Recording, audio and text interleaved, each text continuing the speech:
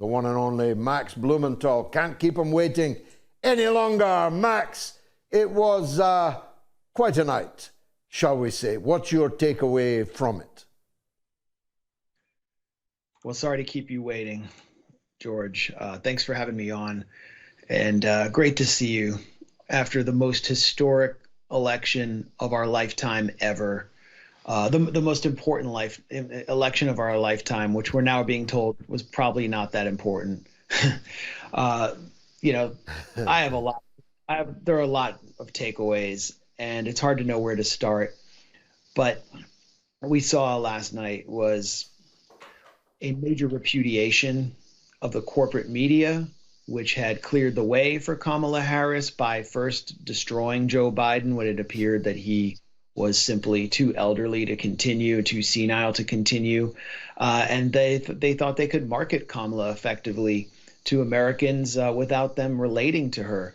It was a repudiation of the Democratic Party's leadership, which has basically been a front for the oligarchy and Wall Street, which has fixed 3 successive primary elections. They fixed the primary in 2016 against Bernie Sanders. They fixed the primary in 2020 against Bernie Sanders again, with Obama behind the curtain. And then they fixed it again against Joe Biden to give us Kamala Harris. And there was never any democracy. So it frustrated people within the Democratic Party grassroots. It was a repudiation of resistance liberalism, which emerged from the ashes of Hillary Clinton's campaign through a coalition between Hillary Clinton dead-enders and the national security state to delegitimize Donald Trump by painting him as a Russian puppet, creating this coalition between the Bush-era neocons and the Democratic Party elite. And they thought that they could roll out Liz Cheney and Dick Cheney and put that one over on people, and that we'd all forget and think that this was just about some noble Republicans putting the Constitution and principle over party, and that everybody would forget about the horrors of the Iraq War and the ruin that they caused our country. And they were repudiated as well. And it was a repudiation of the Democratic Party as a vehicle for the Israel lobby's bipartisan control over the U.S. government, because of the organization, not just of Arab Americans and Muslim Americans, but people who were so horrified by the Biden and Harris sponsored genocide and the air bridge of baby buster bombs being delivered day in and day out to Tel Aviv. And we saw in Dearborn, Jill Stein, I think, actually finished second over Kamala Harris, second to Donald Trump, in an area that Joe Biden won in 2020. I think he won 80% of the vote there. So this is just a total repudiation for business as usual.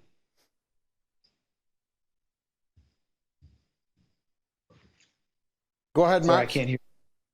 Yeah, it's a total repudiation of the Democratic Party establishment, but I don't think they'll learn a damn thing from it. I think they're just going to continue with the same strategy as soon as they pick up the pieces and decide to mount another national campaign.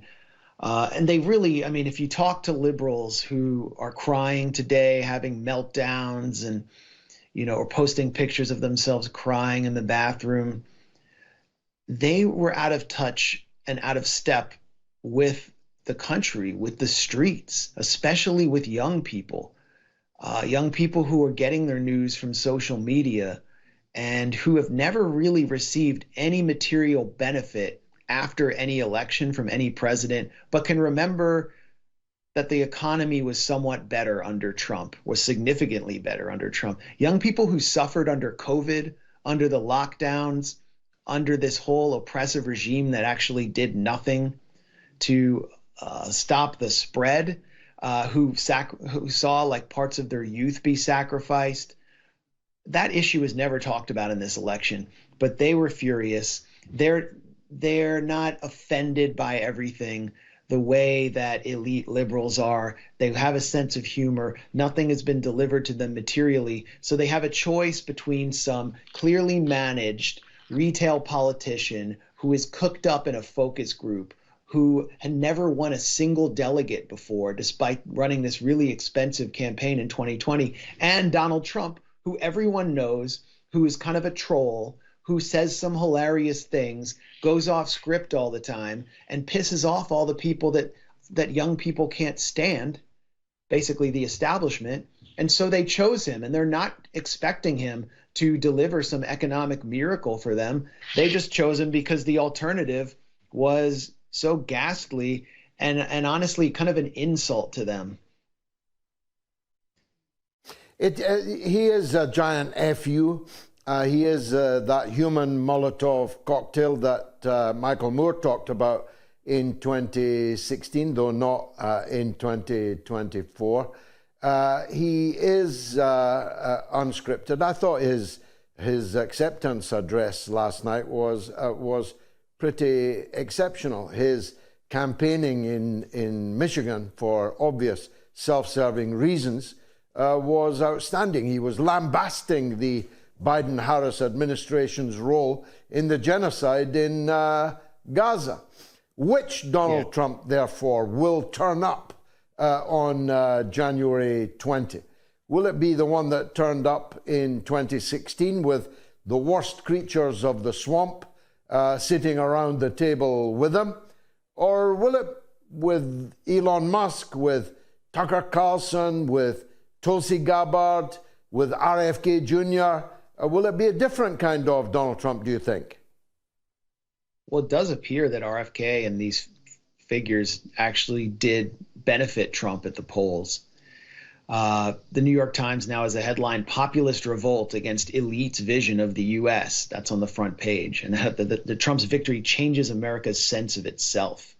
But the populist revolt could turn into another Trump administration in which Donald Trump is continually besieged in his war room with Steve Bannon, trying to fight off lawfare attempts while national security elites dictate his foreign policy and anything positive he attempts to do. For example, what he attempted to do in Korea, uniting the Korean Peninsula, bringing peace after decades and decades of division, would boomerang because of the presence of national security elites, warmongers that he allows into his administration. So right now you have Mike Pompeo expecting to either return to the CIA, Secretary of State, maybe Secretary of Defense, to play a major role in the bureaucracy of the Trump administration, a warmonger, someone who aligns with the Christian Zionists and neoconservatives, and who spoke at Trump's final rally and touted his loyalty to Trump, to loud applause from the crowd. So he's expecting to be inside the building. So are figures possibly like Marco Rubio, little Marco, who Trump denigrated, but who now is displaying fealty to Trump and might want to be Secretary of State. Rubio is a China hardliner. He is obviously obsessed with regime change in Cuba, Venezuela, and Nicaragua, and just a Monroe Doctrine towards Latin America. And he's an ultra-Zionist. He's a major tool of the Israel lobby. Behind Trump, you have Miriam Adelson, who pledged $100 million to a pro-Trump super PAC.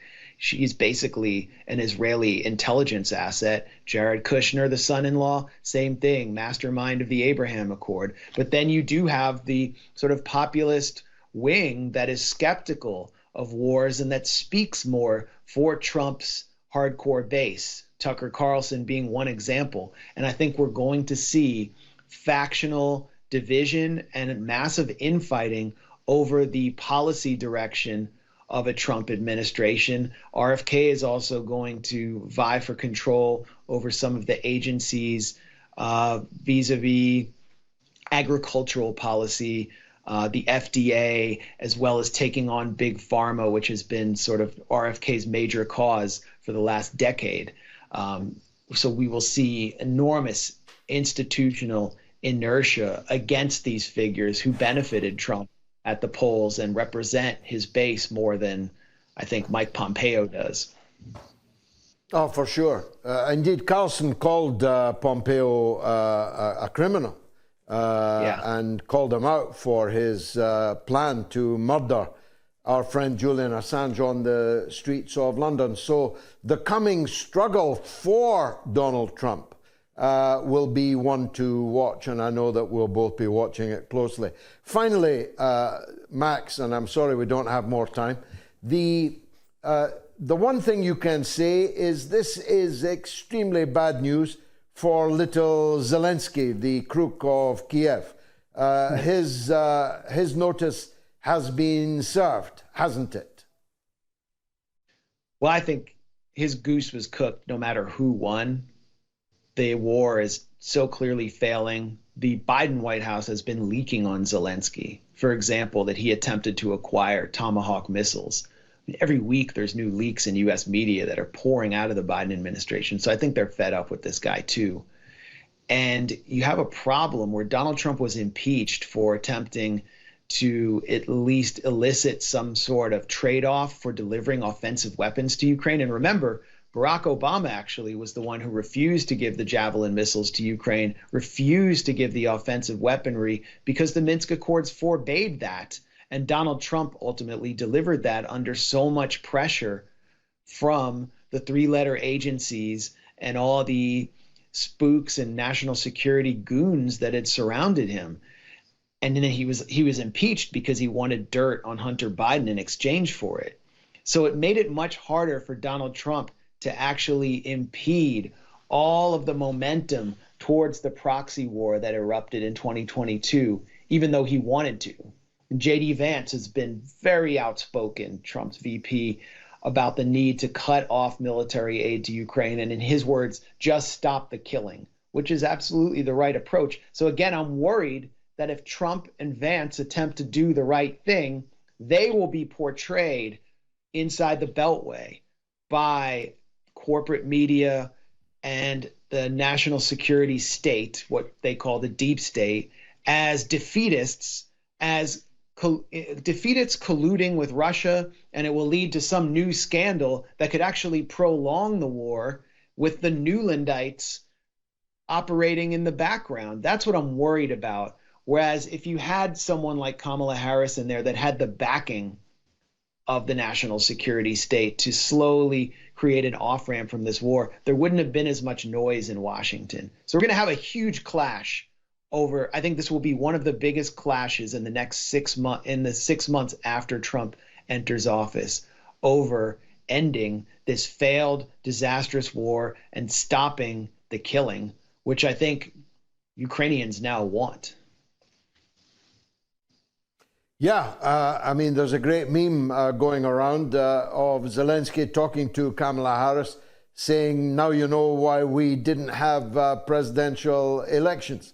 I know it's early yet, but speaking as someone who completely correctly predicted last night's result on air, on the mother of all talk shows, I think that J.D. Vance will be the next president.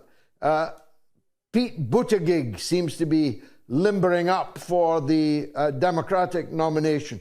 What about a new generation after this one? Clearly needed, isn't it?